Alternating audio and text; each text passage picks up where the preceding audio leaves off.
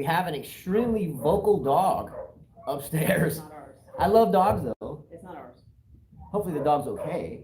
There's 2 dogs up there. All right, so hopefully everybody's doing okay. Happy Valentine's Day, by the way. Right? Happy Valentine's Didn't Day. even know it was Valentine's Day because we don't do anything. Yeah, we generally don't celebrate Valentine's Day, but we do. But no, we don't. It's we don't celebrate much. Happy Valentine's Day, by the way. Hope everybody's doing well, and we have a lot to talk about. We're gonna jump right in. Never give up. There you See, go. it's a good one. Someone gave me that. Never give up.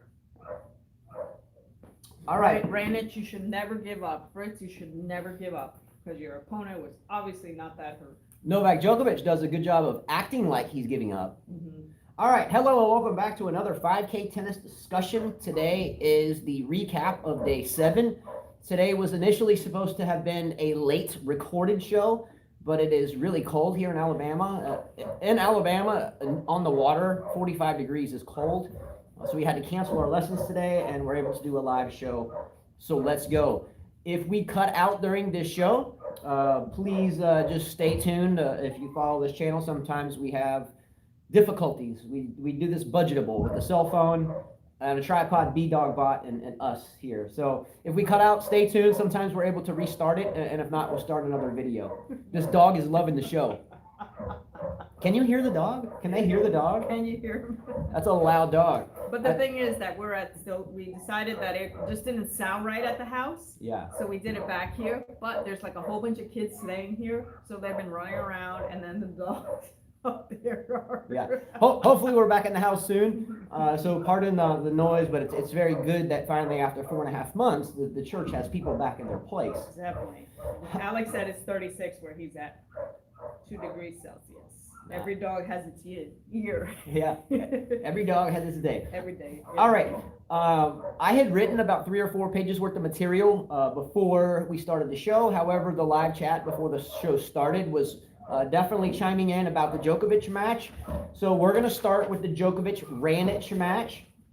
Before the match started, it was around 11:30 p.m. last night here, and Carla and I were waiting for this, huge news. Djokovic was supposed to have a practice session at around 11:30 Central. Everyone was kind of like, okay, he's going to go out and try to practice, and he may not play, probably won't play, and blah, blah, blah, blah, blah, and he has a tear, and blah, blah, blah, blah, blah. But yet he comes out and beats a very plump and heavy set Ranich in 4 sets. William asks, is that Novak I hear in the background? Geez, look, I'm hoping the dog is okay at this point because he hasn't stopped, or she, for about 10 minutes straight. Yeah. All right, before the match started, there were quite a few of you out there that were talking with Carla and I on other platforms, whether it was Facebook Messenger, Instagram chats, Discord, some other places, personal cell phone, that were stating that if Novak Djokovic comes out to this match today and plays and beats Milos Ranich, yes, I know, for the 11th time, then he has no credibility left. In other words, this guy, basically a lot of people were saying, not us, I think Carla agreed. I think I had some, ups and downs in terms of opinions there, but a lot of people were saying if Djokovic comes out and plays and beats Ranich, basically he's a liar and has lost all his credibility moving forward in tennis. Do you agree or disagree? Okay.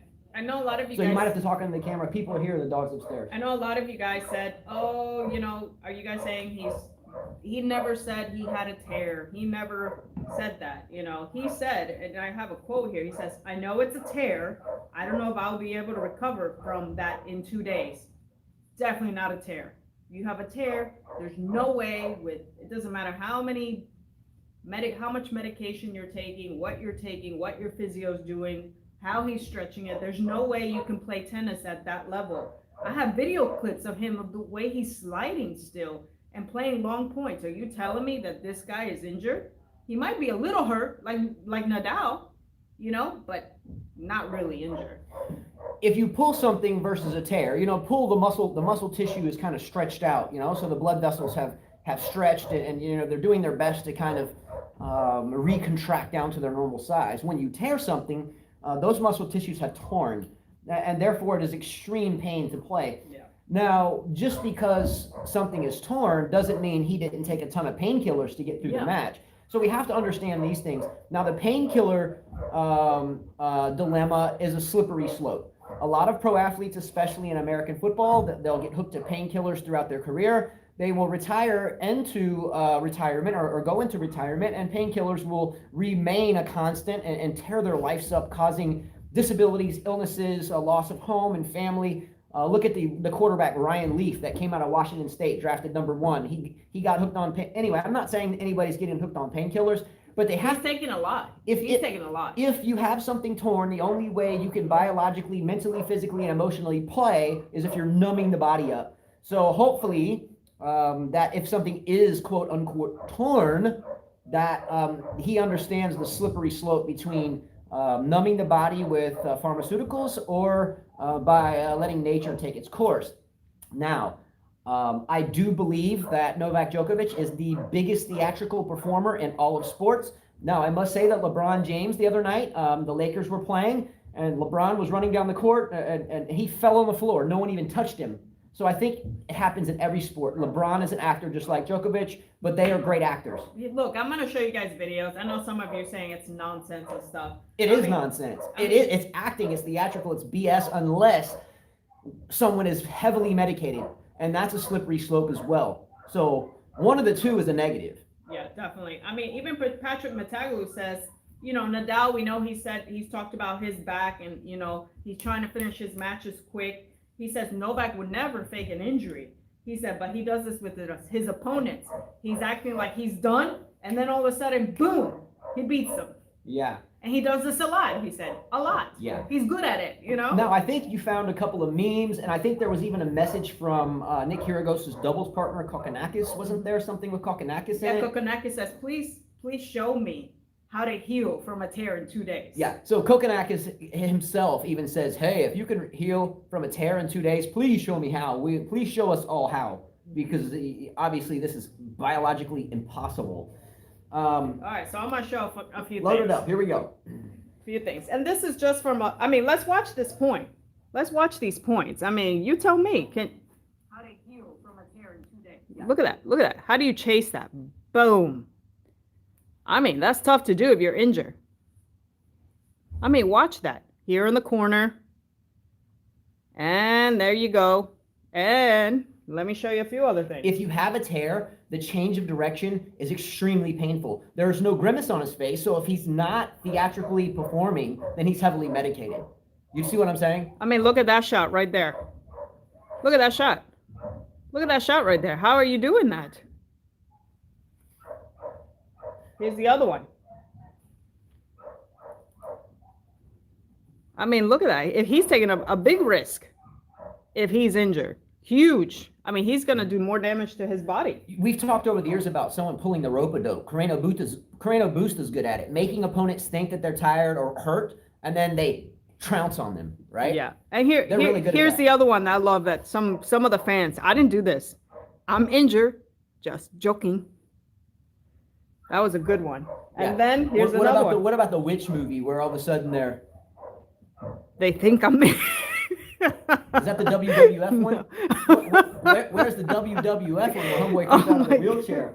Hold on. But look, this isn't anything new, so you would think that people would understand this. It's nothing new with Djokovic. Look, here we go. Which one is that? Oh, yeah. Oh my gosh, it's just unbelievable the stuff that people come up with. Yeah, when Djokovic retires, he should take up a career in the WWE. It would work for him in the lightweight division. Anyway, I'm giving him grief, respectively. I'm a fan, but a fan. Here's the other one, that movie. Boom, and then boom. Oh man, I'm just a fan that understands that this is what he'll do. Yeah, right? And this is the last one. This is my one I found right here.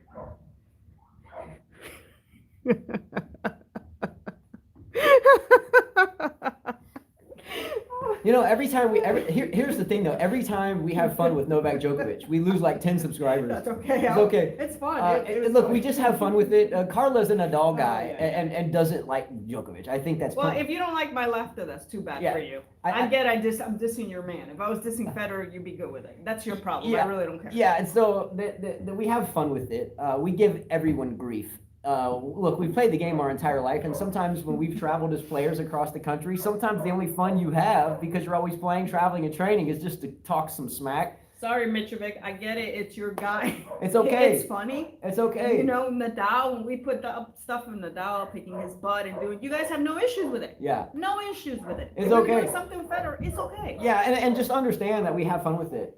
We really do, and we don't do this for a living. So if you're upset about it, that's okay. We just have fun with everybody though, and not just Djokovic. So understand that. But it's not just us having fun with it. It's the entire world knocking on him.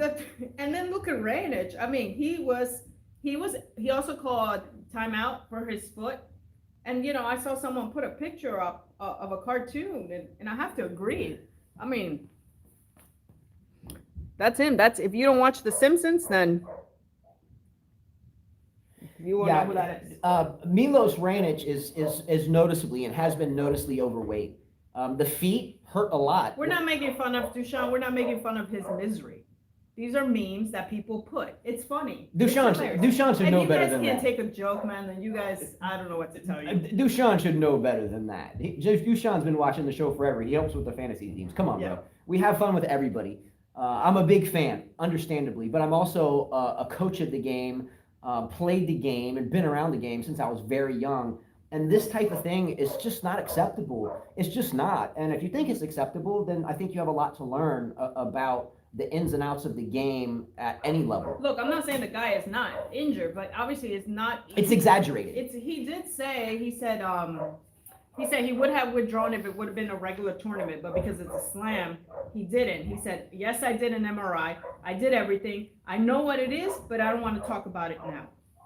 His rallies were about 17 points, by the way. So if he's taking a lot of the medication, I don't even want to say painkillers, because that's really bad to be hooked on. I'm not saying anybody took anything, but I'm just saying it's common in pro sports for athletes that are injured. Ask Ronnie Lott for the San Francisco 49ers that had his finger amputated during a game to come back in and play, and the only way he could deal with the pain is by popping a ton of painkillers. There's nothing new about it. It happens. William, she asked, but Carla and Justin, he said, can painkillers numb the pain from a tear? Look, ask your dad. Your dad's a doctor. I'll tell you one thing. I'll speak personally. I ruptured my patellar tendon, and some of the physical therapy going through my complete knee reconstructive surgery was unbearable. Sometimes the physician, physical therapist would have to give me painkillers simply to start bending my knee, even like 5 degrees. Mm-hmm. So yes, if painkillers can help me get through intense, extreme pain, just trying to bend my knee slightly after my total knee blowout, it can help. But anyway, understand, guys and gals, that we just give you our opinion, and most of it is just smack talk. Yeah, I mean, you guys are happy when I defended him at the U.S. Open, but if I say something negative, it's a problem. Yeah, that's your problem. Look, I've got a Federer hat and a Federer tattoo on my back, and admittedly, I like Djokovic, but at the same time, how many years on the show have I talked Federer so badly that he should just basically hang it up? He's not winning another major. But the Federer fans seem to be a little bit more objective because they don't knock on me and unsubscribe when I diss Federer or Serena. So I don't get it. All right. Anyway, next topic. Last night, we were getting prepared for, I forget what match it was, the first one, one of the females' matches. And Osaka and Muguruza. Osaka Muguruza, great match, by the way. And prior to that, there was a wonderful interview with Paul Annacone. That is, he is interviewing Corey Goff, who is Coco Gauff's father. Did you see this? I did not. Did any of you see this? Mm-hmm.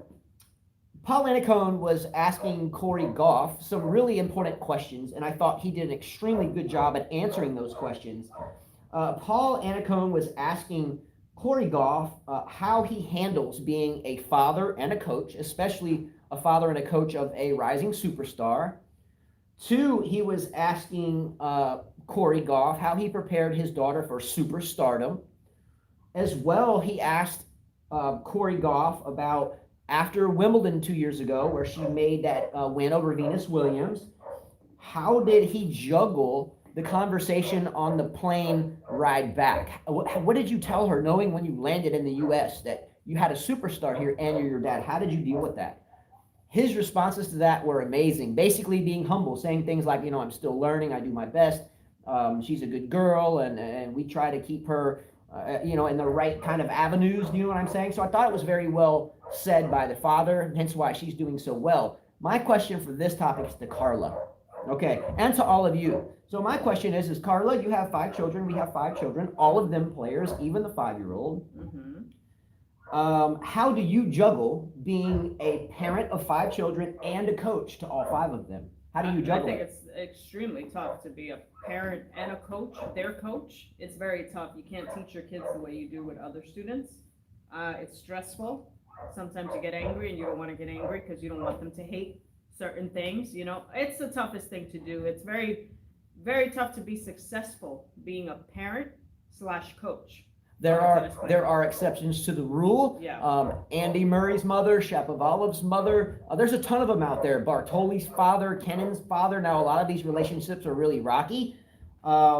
Is it true or not true that because you're the parent, the child rebels against you, and they're so used to rebelling against you, when you get onto the court, they just rebel against you even more, right? So therefore, it makes the learning more difficult. Sometimes I think it's best another coach steps in every once in a while and teaches a lesson. That's when I'll jump in, or we'll shift who's teaching who. Yes, because sometimes, I think Mitrovic here is getting upset. He's like, are you going to say it's a tear or not? And I said, we'll get to it. And he's like, well, I don't give a shit if you get back to it, honestly. Okay, I don't either. Bye-bye. See ya. Yeah. All right. Not really worried about, guys. We don't do this for a living. This is just us. We teach, we coach. We have 3 businesses. Whatever. Listen or don't listen. Move forward. Bye-bye. See ya. Bye-bye. Been nice. Don't let the door kick you in the ass on the way out. All right. But back to being a parent coach.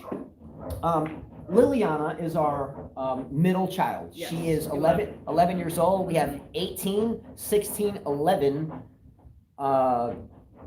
8, and 5.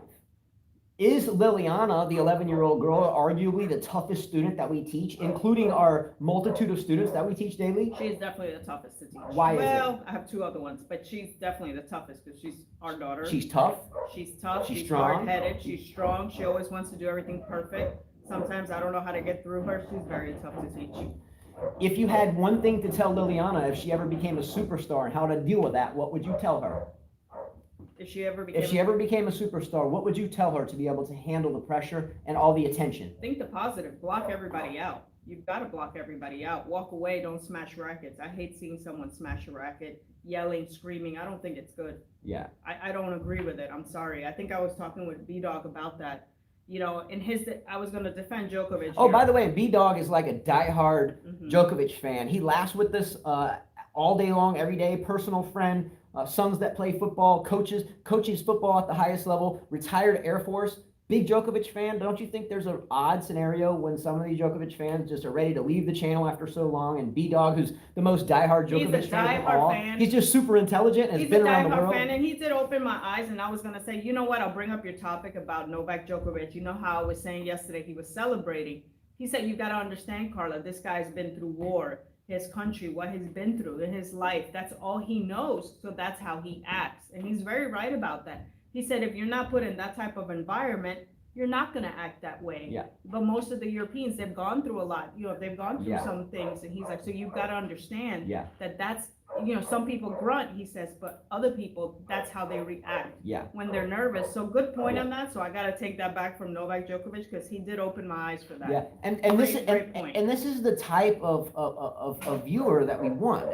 Here's a diehard fan that is coming back with knowledge to Carla. Carla being the antagonist. Again, don't say anything to me. I'm a fan, but I will give grief to someone when they deserve it. And then, we wake up tomorrow the next day and life goes on. Just like Tupac said, life goes on, right? Life goes on. Okay, we talk smack today, it's over tomorrow. Now, talking smack, someone who never let something go is Nick Kyrgios. Nick Kyrgios has been jiving at Novak Djokovic for years now, and he's still going out going out to his matches, joking and mocking him. So understand that. And I think it's terrible. It's becoming to the point where it's now ridiculous that he's doing it all the time on Yeah. Djokovic. He better watch out, because when you keep doing this to somebody, Yeah. eventually somebody explodes.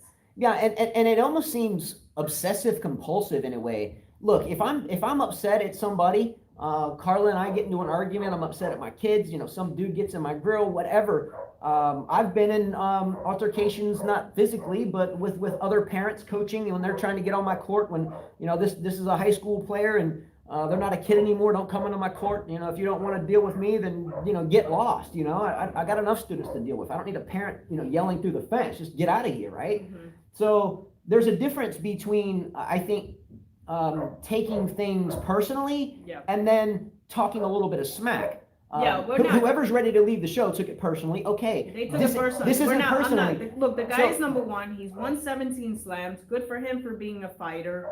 The whole thing, to me, I'm not saying the guy is faking it. What I'm saying is it's theatrical. It's not. It's exaggerated. Look, Patrick Monchaglo even said he uses this as a tactic. You think he's almost out, and then he beats you. Now he didn't see it. He didn't say it's a fake injury. He's like, but he's used this tactic. He uses it as a tactic. We've seen many times. There's nothing wrong with using the tactic. I just think it was funny, the memes that came out. And this is gotta laugh. And this is the same coach that coaches Serena and a bunch of other players. Has an academy, one of the top coaches in the world, if not the top coach in the world. That's debatable. But anyway, understand we're just talking smack. If you take it so personally, take a note from B-Dog, who is the most diehard fan on the planet. He'll come out and just say, hey, maybe this is a reason why, and we speak about it objectively. But anyway, the Kyrgios thing, Kyrgios has to be careful. It seems very odd to me that after so much time with no fans, Kyrgios is still he was playing doubles with Kokkinakis and was out on the court leaving the match and was doing this. So there's entering the match. So there's a big time. I think he was leaving it. Either way, but there's a big time personal beef there, and someone there is going to snap eventually. There's going to be an altercation physically because Kyrgios just doesn't stop. He needs to stop. He needs to quit. I'm on team Djokovic on this one. So here he's walking in, waving.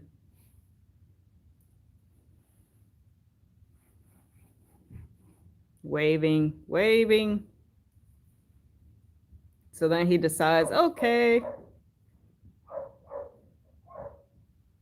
Yeah, when you're doing that, you really have it for someone. Still. I mean, Novak's not even talking about him, and he's still doing it. He's still doing it. Yeah. So there is definitely something behind the scenes that is ultra personal. It's personal, yeah. Unless, again, this is the best script you've ever written in tennis history. But there's something there. I think these guys should somehow figure that out because it's bad. I agree with you, Yinghao. I doubt that he would say that to his face. I doubt it either. I doubt that he would say that to his face. I really don't think he would. So then I think Yinghao would agree that this is somewhat theatrical because no one's saying it to their face. They're just saying it to the media. Mm-hmm. Better way to sell advertisements when there's no fans, maybe, possibly. Yeah. But it's really old to me.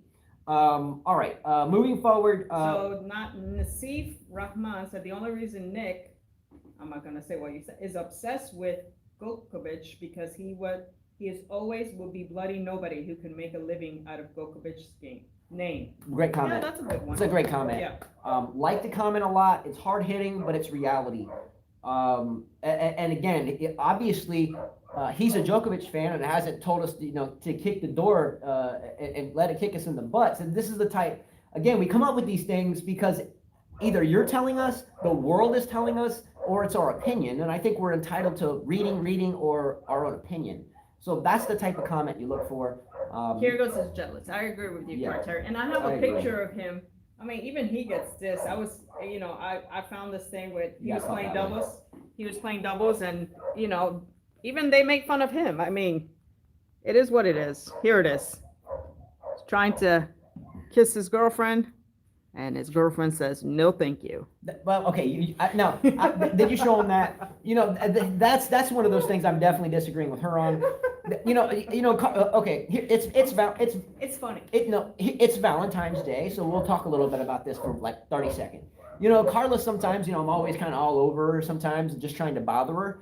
So I'll be trying to bother her, and she's like, leave me alone. So someone just caught that type of picture when he was trying to bother her. Good for them for catching it. So she read into a false news side of it or a fake news side of it. That's not fake. That's fact. But the reality is, all day long when I'm messing with you, you always tell me quit, quit, quit all day long. And if someone caught that in a picture and put that on the world news, someone would say, Carla and Justin. Terry said my wife does that to me. Yeah, me too. There you go, Terry. Yeah, true. But I just thought, hey, let's poke fun at Nick. Yeah, if someone took a picture of that of us doing that when you were messing around with me back and put that on the Island newspaper, they would think 5K tennis is done. Yeah, that's true. That's true. Yeah. So you have to be careful with that. Someone sees you and I in a play fight, takes a picture, and puts it here. They'll think 5K tennis business is in peril. All right, so you have to be careful. Let's talk about tennis. You were talking still about Coco Gauff. I think Terry, you said I think that they're pushing her a bit too much at 16 or 17. Well, I've thought that for a very long time, and Carterri is correct. I think a lot of us think and realize that they are pushing her very tough. You have to rewind in history and look at players, the youngest players to win majors: Tracy Austin, Boris Becker, Michael Chang. Who are some other 16, 17-year-olds, 18-year-olds? Capriati. Anyway, but now in tennis, they do have a limited schedule. If you are under the age of 16 or 17, they can only play X amount of tournaments. And I think Martina Navratilova was talking about that last night. I do think it's a good thing because longevity is important in the game. We play the game so we can play it forever. Look at, Serena, 39, Roger Federer, I'll put him in there, but he's really not playing. But I don't think after watching the Corey Goff interview that he's actually pushing her too terribly hard. He seems like a cool guy. He seemed very down to earth, very level headed. He seemed very objective. She was doing her school. She was doing her studies. She was limiting matches. And remember, she's only, 16 now? Martina Navratilova said it last night very well. Martina Navratilova won her first major at 19. She has 3 years left to get there. Yeah. I think she will do it. Dushan, I didn't know that. He said Sellis could not play all tournaments. Really? Why? I mean, was it because of her age? No, because Capriati and her were at the same time. Capriati's the one that messed up everything for everyone because she was a prodigy, got in trouble at a young age, and then they made the rule that you have to wait till you're a certain age to play certain amount of tournaments. Yeah. I didn't know Sellis could not play. I mean, Sellis was one of the best. Monica Seles was one of the only left-handers in Martina Navratilova's era, and that was at the end or towards the latter part of Martina's era. The left-handed player, at least on the women's side, began to really come into the day-by-day conversation with Seles. Yeah. Wayne Chia says Steffi Graf was her age in 1986 when she won 8 tournaments.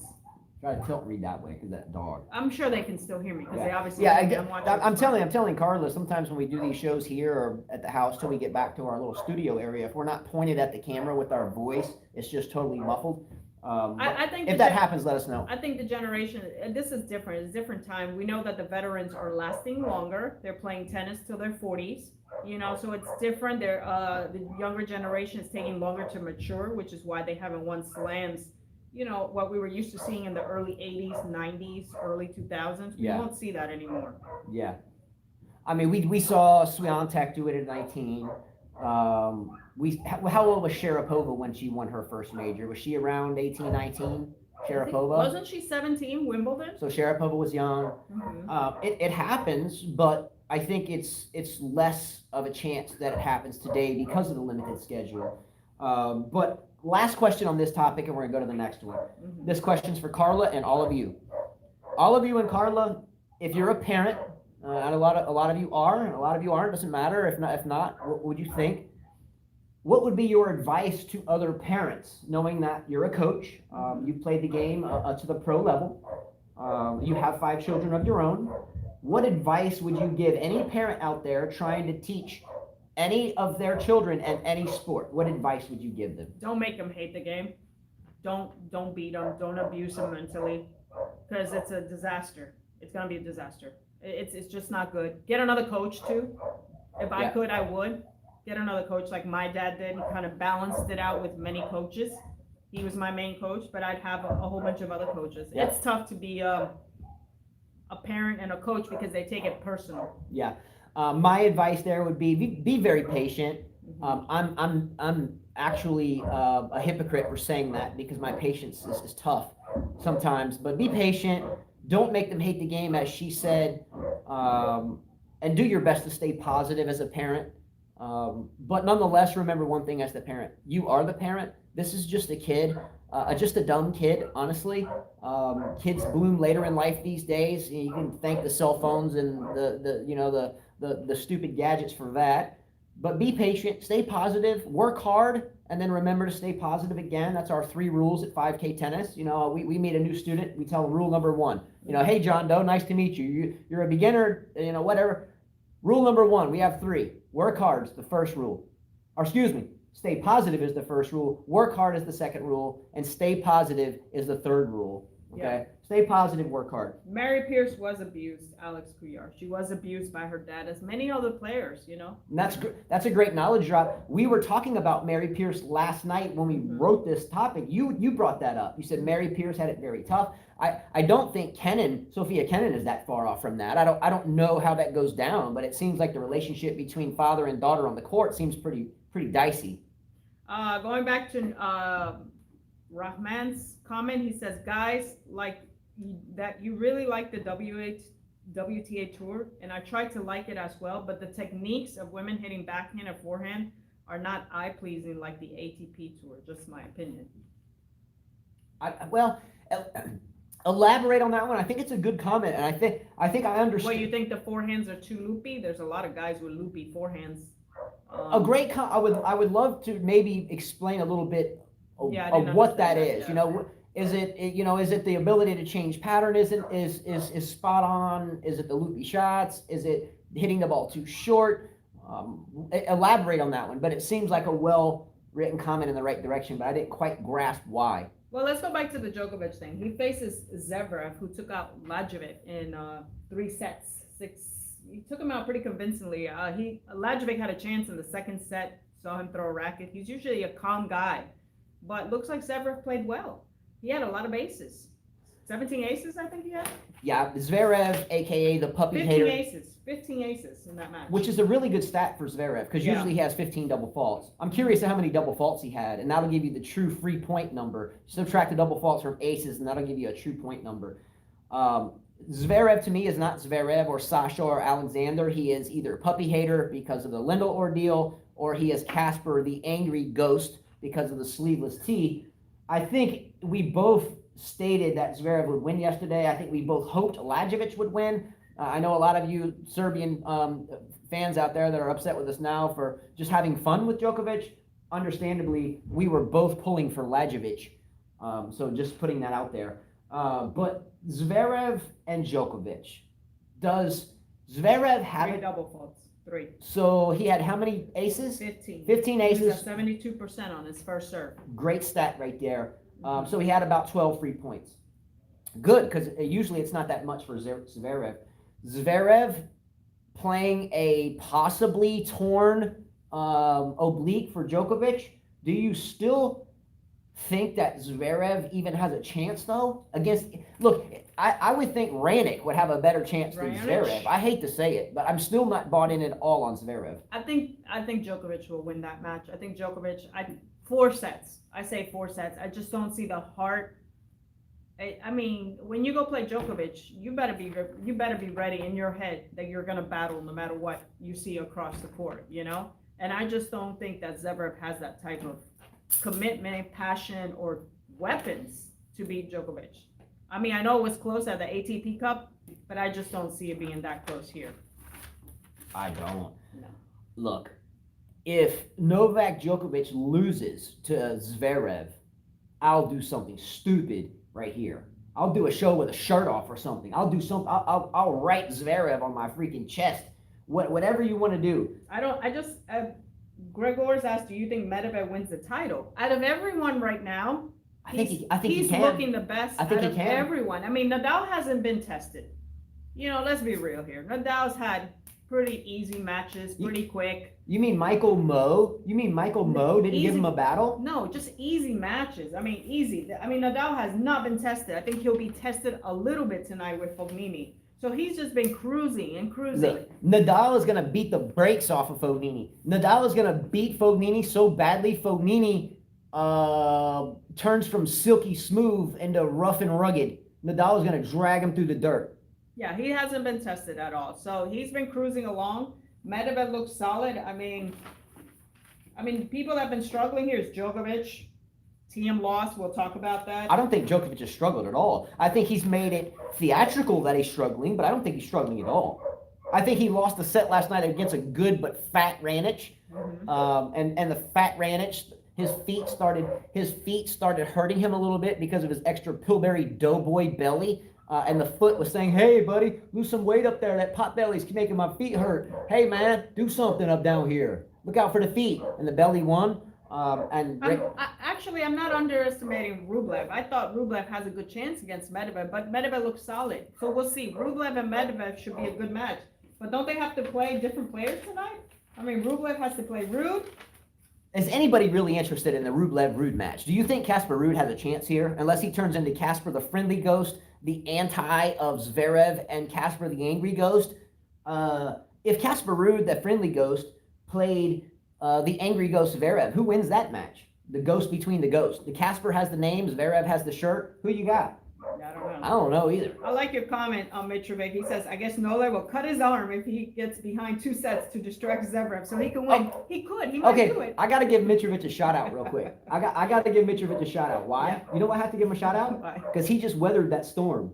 He did. Good for you, Mitrovic. Let's go. I'm telling you. These guys are ready to fight. They're ready to battle. There you go, bro. Carteri says, you guys think Nadal will beat Medvedev?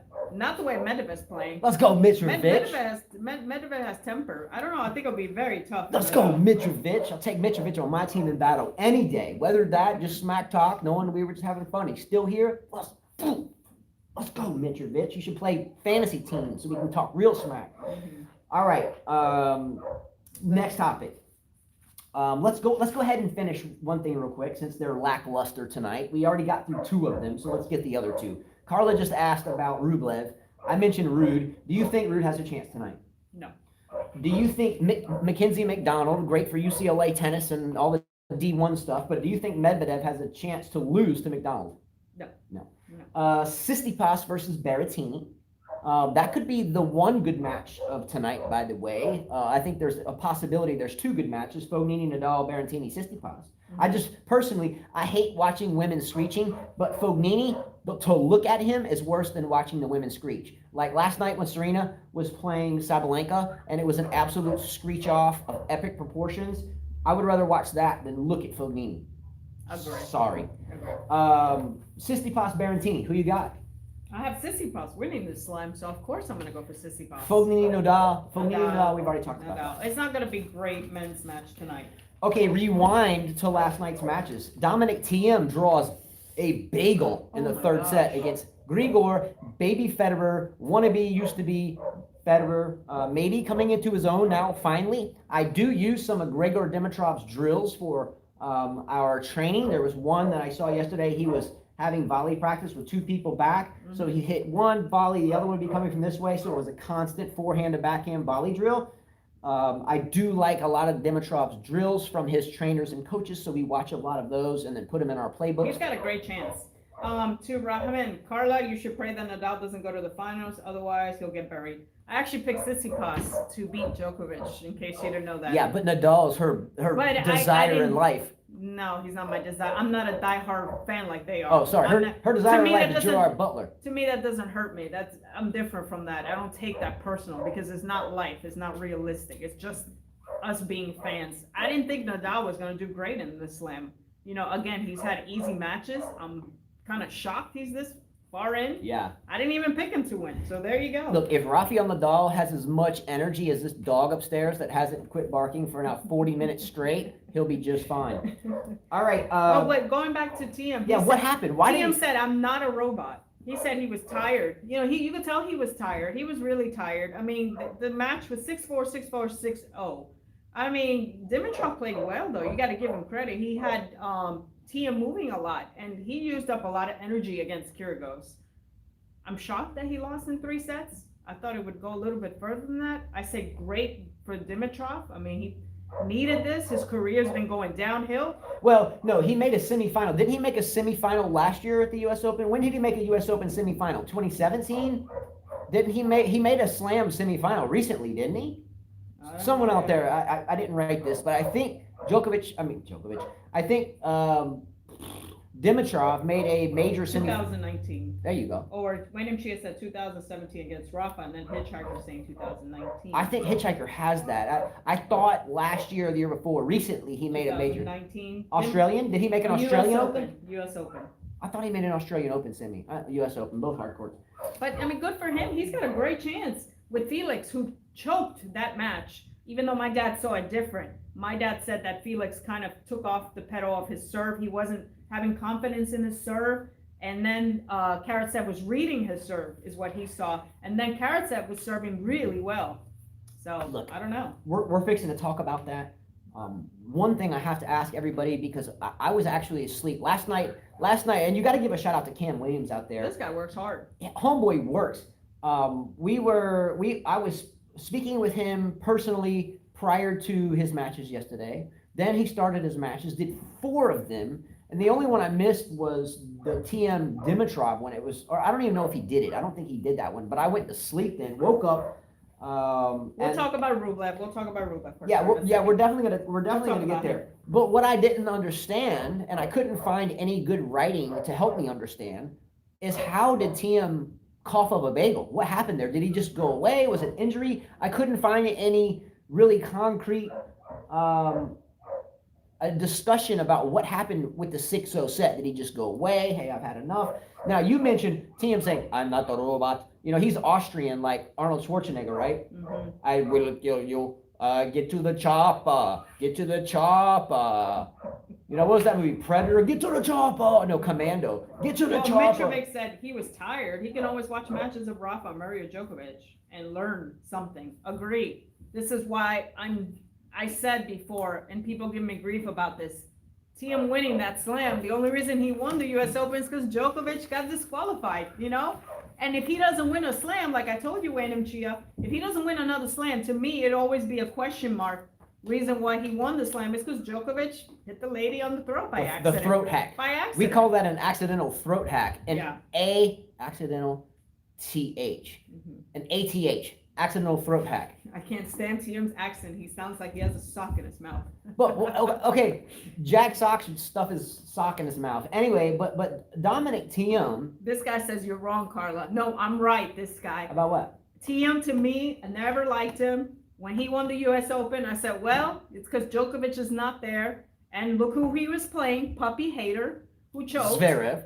Come on, that wasn't even a final. Here, this guy, you know, takes Kyrgios to 5 wins and can't beat Dimitrov. To be a great Grand Slam champion, like Patrick said, you figure out a way, you take pressure, and you use it against your opponents. If someone can find the answer to this question, I just thought about it, that would be impressive. Thiem indicated that he is no robot. I need to get to the chopper so I can get back home, so I don't have to be quarantined here anymore. Get me an escape chopper, and I'll ride back to the somewhere with Sam Querrey. Give me the chopper.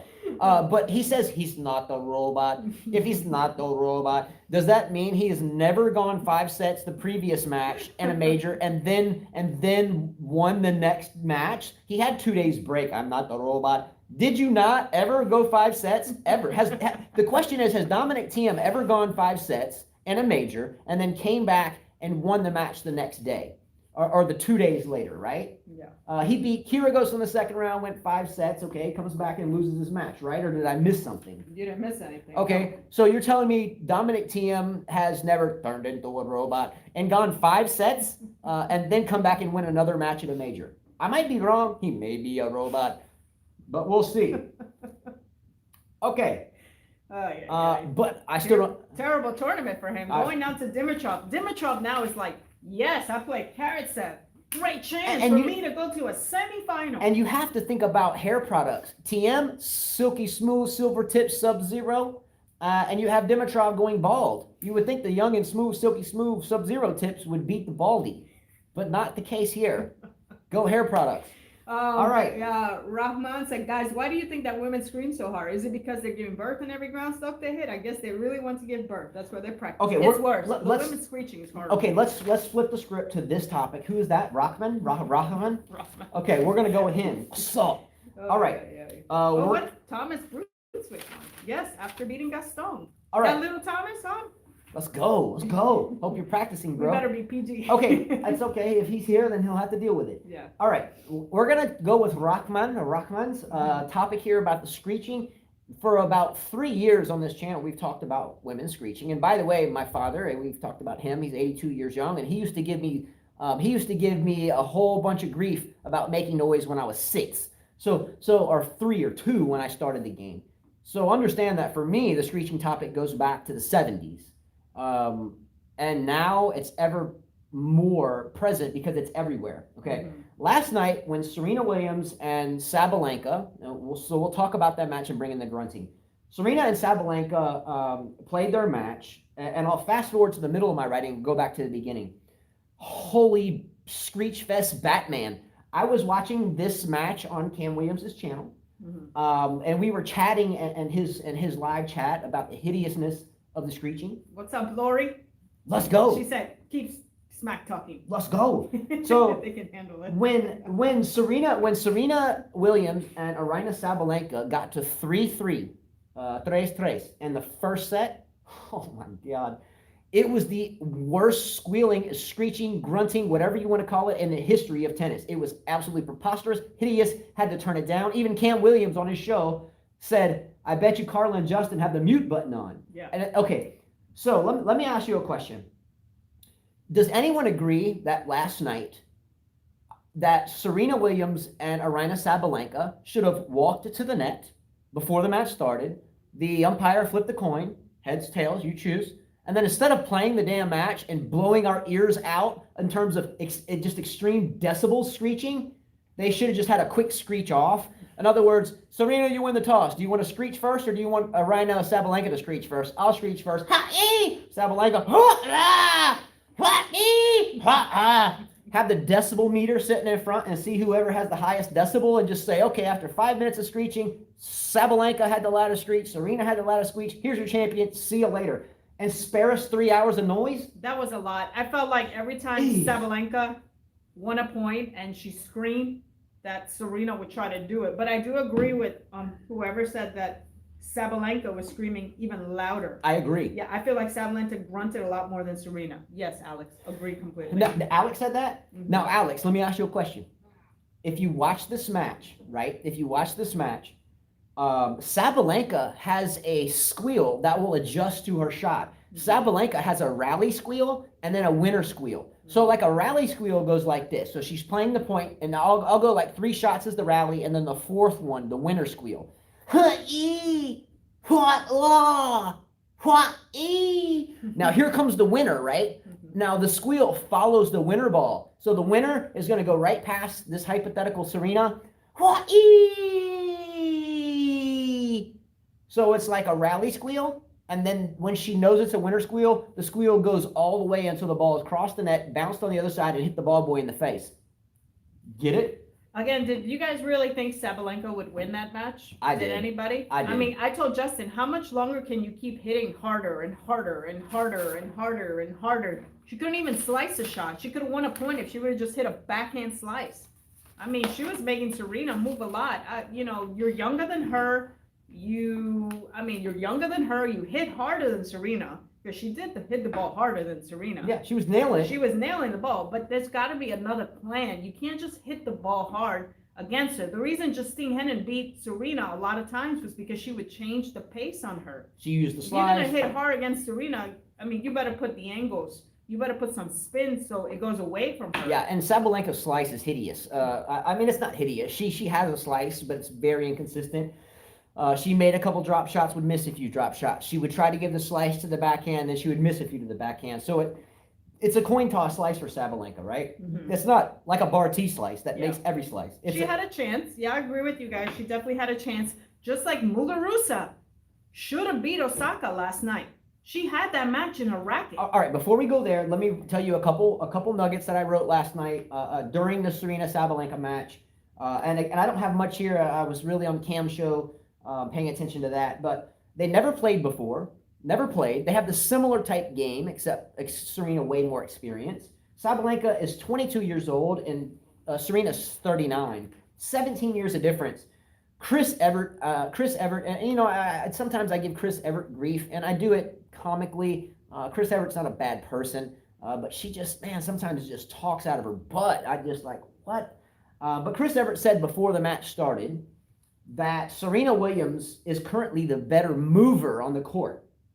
I'm like, how can you say that right now? A 39-year-old girl with a daughter is a better mover than a 22-year-old. Okay. Anyway, there was some bias there. I didn't like it. Whatever.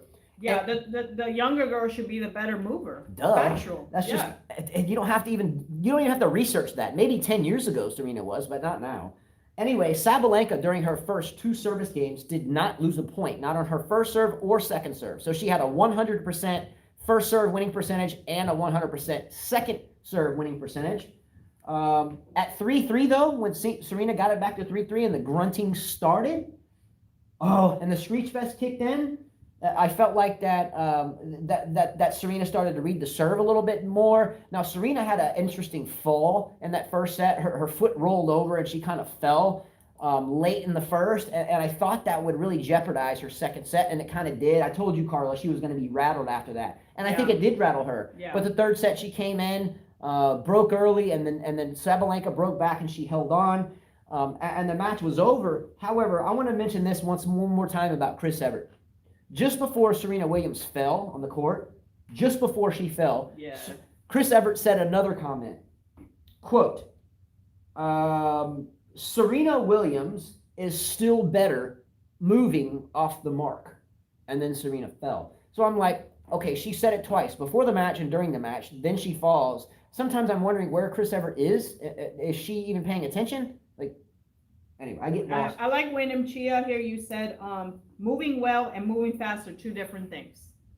Agree.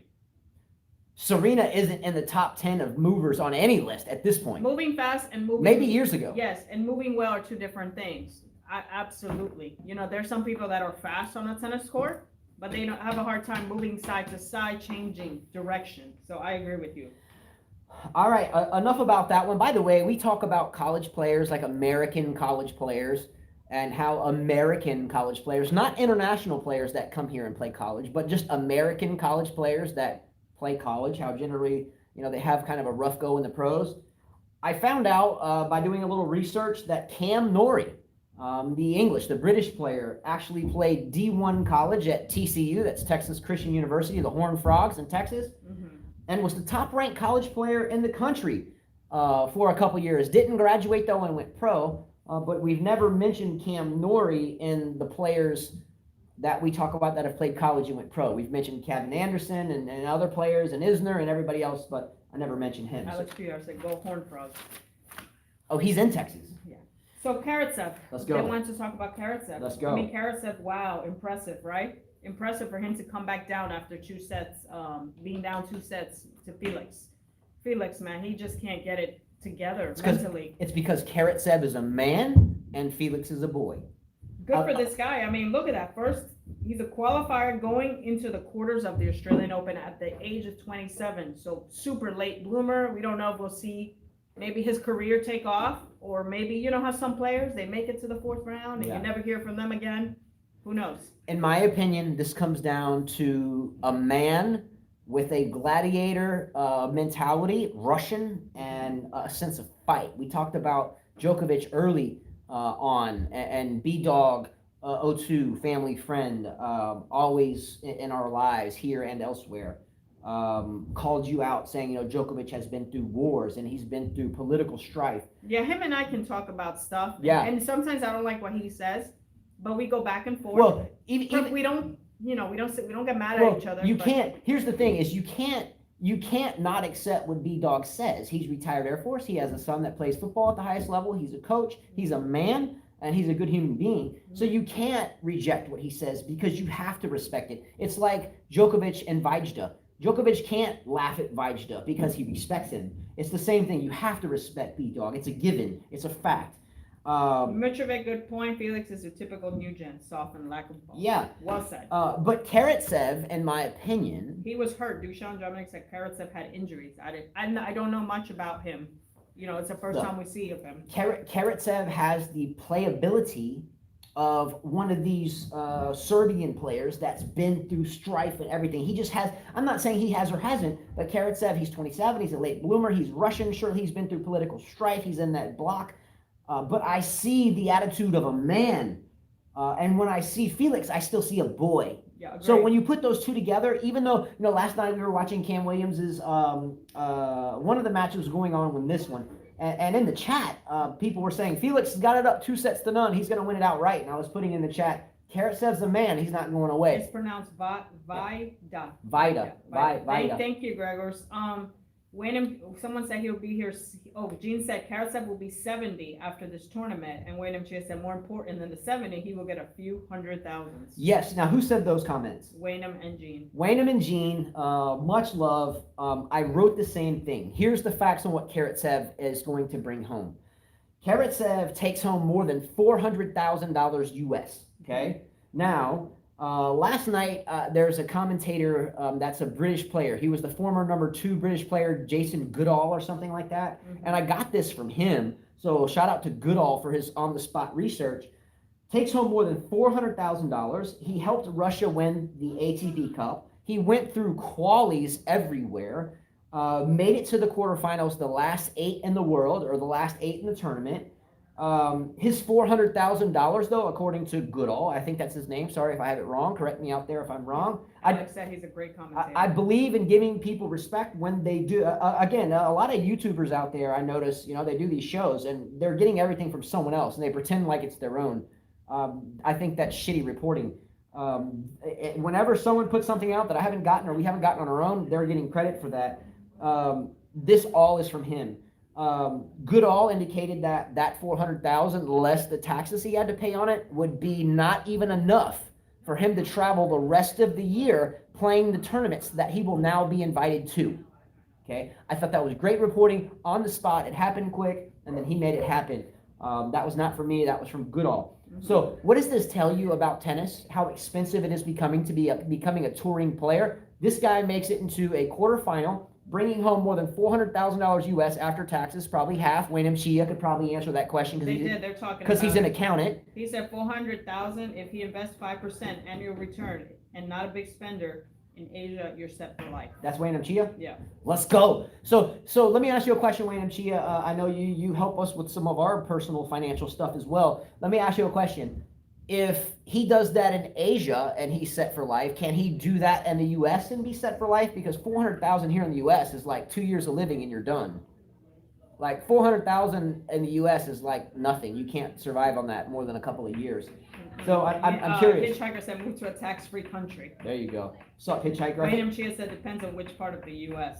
Good. If you're in Alabama, maybe for 5 years. Yeah. Again, in the U.S., you're not going to live for life anywhere on that type of money. No, you're $400,000. Well, we could live on it for maybe a couple of years. No, more than 5 years. 5 years, 6 years, like 10 years. But we're not retiring on $400,000. No. Jeez, that's nothing with 5 years. Alex said California, nope. No, I'm from California, born and raised. Spent my first 12 years of my life there, and then back and forth throughout college, tennis, and so forth. He said one person, not a family, not a one person. Yeah. 10 years maybe. Yeah. All right. So enough about Karatsev. By the way, Karatsev's next match. Does he have a chance against Dimitrov? I think he beats. I think Karatsev beats Dimitrov. Okay. I think you're going to have Karatsev playing Djokovic in the semifinal, and maybe not. But look, I'm so bought into Karatsev now. And by the way, there's 3 people on the fantasy teams that chose Karatsev, and I'll get to that here at the end of the show in just a minute. Hey guys, hit the likes. There's 65 of you and only 16 likes, and I'm sure the 2 thumbs down came from. It's okay. 2 people that didn't like what we said about Djokovic. It's okay. It doesn't matter. That's cool. I like because it still counts. We do it objectively. Understand that I said that enough. Rewind it, and I don't want to say it again and waste time. But we don't do this as a way to, hopefully succeed one day. We do it as a way to do what we always do, and just on film. Mm-hmm. So anyway, but I'm really bought into Karatsev, and 3 people on the fantasy teams have him, and I thought that was really great research because personally, before that. I don't even think I remember the name. Yeah, exactly. Okay. All right. So next match. Where we leave off? We've talked about all the men's matches. Osaka, Muguruza next. Let's go Osaka Muguruza. Yes.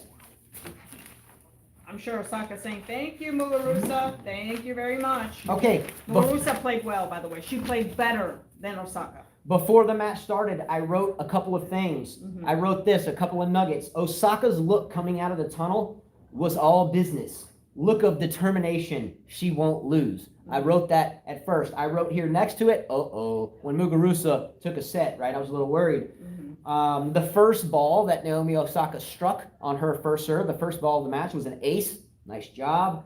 I said again, she isn't losing. I also said before the match started that they both take the ball early. Who will cave in? Yeah, Osaka, by the way, you give her a short ball, it's done. And then, how it should be. Yeah, and then the match started. And it was quick. First set gone in like a few minutes. Second set gone in a few minutes. These ladies were serving, putting points away. Serving, putting points away. There were barely any rallies here. Yeah, now if you were watching this match on the Tennis Channel or in the U.S., you will know exactly what Carla and I have been talking about for the past week, that now we have almost constant match interruption for DraftKings betting. That's okay with me. I love to bet. It's okay. I love to bet. I'm not going to lose my family over it, but I love to bet. I'll just tell you that straight out. Love it. Love keeping up with it. It helps you making match selections and so forth because the odds makers generally never get it wrong. But during this match, the very beginning, it was almost like every three serves. The newest odds, Muguruza, if you bet $100 on Muguruza to win the match, you can win 550 or 330. I'm like, geez, let me watch the match. I get the odds. I get how that works. I have an app to check the latest up to date odds. I don't need you to tell me. I've got an app for that. I keep up with that anyway. I don't need you to tell me. But again, I think that's because there's no crowd and it's a better way for them to generate money. They can't get it from ticket sales and concessions, so they're getting it from gambling. I get it. But still, I don't know why they took away Virginia Slim cigarettes from the women's tour in the 80s if they're now going with gambling. I think it's still two evils. Yeah. Anyway, Muguruza plays the classy, vintage kind of style of play, at least in between points, a little bit slower, a little bit more classy on the court conduct. And Osaka plays with a little bit more of that intensity and more faster play and looks frustrated when someone's playing slow, right? Mm-hmm. Which style do you prefer, Carla? I think you play more at Osaka speed. Fast, yeah. I don't like those long rallies. I play more at Muguruza speed. I'm slow in between points, and I do that so my opponent never gets a true rhythm heated up. But they were both playing fast. Who said this? I thought it was funny. I couldn't even eat anything between the match. It was so quick. Yeah, and it was three sets. It was 3 sets and it was very fast. I thought it was a very good match. I think it was the match of the day. It was the match of the day. It was the match of the day for sure. Osaka stuck in there mentally. At first I thought, she doesn't look like she's quite into it in the third set, but she stuck with it and, she won the match. Good for her. Look, I picked her to win the slam. Yeah, so. This isn't a match you could say the better player won. They're both multiple major winners. They both have completely different styles of the way they approach the court, classy versus kind of modern. Muguruza did a great job when she took that set of adding spin and altitude on her defensive balls. Instead of going tit for tat, hitting the ball heavy and big, you would notice if you watch the set Muguruza won, she would add altitude and heavy spin to her balls, clearing the net, giving her time to recover, getting neutralized again to reset the point. She did a great job. She took the set. She went away from that in the last set, and it cost her. I don't know how a multi-Grand Slam winner such as Muguruza lets that tactic slip away. It worked. You got a set. Why did you go away from it? Is Conchita Martinez still coaching her? Yes. So maybe Conchita can work with her there. I know that Muguruza did some physical training stuff with the Spanish commandos, kind of like the Navy SEAL version, but the Spanish version. So her fitness was good, but her strategic game plan, I think, went away when she stopped playing that game. What about her interview after that? Somebody asked about that. Did you see that question? Okay. Do you have the text messages I sent you? So yesterday, if you watched the Osaka match, after the match, Osaka was asked a question by a reporter. Now, take this with a grain of salt. I graduated from a university in Alabama, and a couple of the classes I took were the same classes that a lot of other graduates had to take. Public speaking, communications, and stuff like that. Stuff that every college student has to take. I wasn't a major in that, but dumb me, I just remembered this stuff from doing public speaking and stuff when we had to get a grade for doing that. So a lot of reporters will not necessarily ask a question, but they're giving you a nugget, and then they stop and they're insinuating they want you to elaborate. Yeah. Right? Yeah. So this reporter yesterday, after the match, asked or said this to Naomi Osaka. This is the reporter speaking. Quote, that was worthy of a Grand Slam final. What a finish. You brought out the big stuff when you needed it most to save match point, Phillips said. You talked about the fight you had to show in your last match, that you were impressed with. But today you had to take it to another level against a quality opponent. So it wasn't really phrased in a question, but he's basically creating a sentence and then pausing the sentence and hoping that she completes the sentence. That's journalism 101. And most athletes that are prepped by a team to... She said, that's a question? That wasn't a question. Her response was, that wasn't a question. So I think someone should work with Osaka about interview skills, and that sometimes, like, if you're at a job interview, I've been to tons of them, you got some owner of a company or owner of a country club or the staff or the board of the country club, and they're interviewing, hey, tennis is a really difficult world these days, and they don't say anything. Then you're supposed to say, well, yeah, I understand that, and we're here to work through it. And this is what I got to say to her. Yeah. Wow. Now, I look. I get it. Sports journalists, sports reporters will see that and be like, "Yeah, that wasn't a question. You're an idiot too." She should have called out the reporter on that. But if you are, I know she was kidding. That's again, guys, don't take it so personal. Yeah, don't take it personally. We do this to everybody, so you can't say, "Oh, but they just attacked this one player." We do it to everybody. People are already giving us grief over that. She was kidding, guys. Oh man. And Carteri's like, "Leave my girl alone." Well, I know Carteri knows our job. Yeah. Anyway, I thought it was a normal Naomi Osaka. Naomi Osaka over the years has always given some kind of childish responses. I think we should just, take it with a grain of salt and just say that's Naomi Osaka, right? Yeah.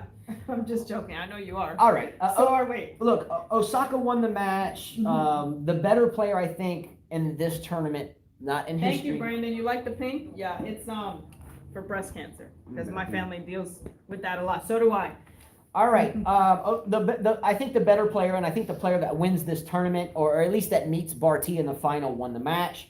So real quickly, Su Wei-Shea beat Vondrousova. Su Wei-Shea plays Osaka next. She'll give a hard time to got? Osaka, but I think Osaka will come through. So the next match is Serena Williams versus Halep. Who do you have in that match? I think Halep wins this one. They both battled 3 sets. We'll see. We shall see. Tonight's match is women's side. Barty, Rogers. Who you got? Rogers. Mertens versus Muchova. Who you got? Muchova. Who you got? Muchova. Vekic versus Brady. Who you got? Pegula against Svitolina. Who you got? Svitolina. I'm going with Pegula there. All right. Carla had something mentioned about the Hawkeye system that calls out balls instantly. So we know that right now there's no lines people that go, now they just have the machine that goes oof, oof. So anyway, I wanted to mention that the automatic lines machine that calls balls by going ooh, ooh, sounds like my grandma. My grandma passed away at 100 years old. But my grandma, when she was like 97, 98, if my mom's out there, she can vouch for this. But she'd be in her wheelchair. She was always the kindest of souls, the sweetest heart. But even until her last day, she would always make fun and jokes about everything. So we would go over for like Thanksgiving dinner, Christmas dinner, or something like that. We'd sit down, and she'd be in her wheelchair, and she'd pass gas and go, oh. So I thought to myself that my grandma, R.I.P., used to make the same sound. Now, the odd thing that I bring this up for is that my grandma used to call a fart passing gas a grunt. Oof. Oh, she would say, hey, Justin, come over here. She'd laugh about it. Oh, I just grunted. And she was 99, right? So my serendipity here is that women and men grunt or squeal in tennis. The sound from the machine sounds like what my grandma used to say sounded like a grunt. And in tennis, we grunt. Anyway. Yeah. The machine sounds like a grunt. They should change that and just go, put a girl's voice or something. All right. Have we crossed everything off? Blah, blah, blah. Usound, Serena, Karatsev, Dimitrov, Thiem. All right, last thing, tennis racket giveaway update and fantasy team update. Yeah. There are only 5 people left for the tennis racket giveaway or the equivalent amount of cash up to $100. We get expensive rackets for about $100 because we're members of different organizations. So if you want the cash and don't play, that's fine. 5 competitors left. JMP 1966 and Furzy 09. They have the same picks for the tennis racket giveaway. So if those picks happen, the fantasy team will be the tiebreaker. They both have Djokovic beating Nadal and Halep beating Barty. 3 other competitors, Team Groves, Curling Tennis, and Sergin Jovanovic. Never in 3 years have we had a person win the fantasy team and the tennis racket. Curling Tennis could do that. Okay? Let's go real quickly to the fantasy teams. There are 6 people left that can actually win, and I'll update it fully tomorrow after the 4th round. Jose P, 62 points. Curling Tennis, 65 points. Furzy 09, 52 points. Millennium 13, 51 points. Looneyvid, 65 points. Dushan Dramakanine, 56 points. A couple players removed for contention. Aiden Berry, 51 points. Had to be removed, same players as everybody else. And if you're removed, that's because why? JMP 1966 has 50 points, but has the same players of everybody else. And Stefan Izovic has 55 points and the same players as everybody else. All right, guys, much love. See you.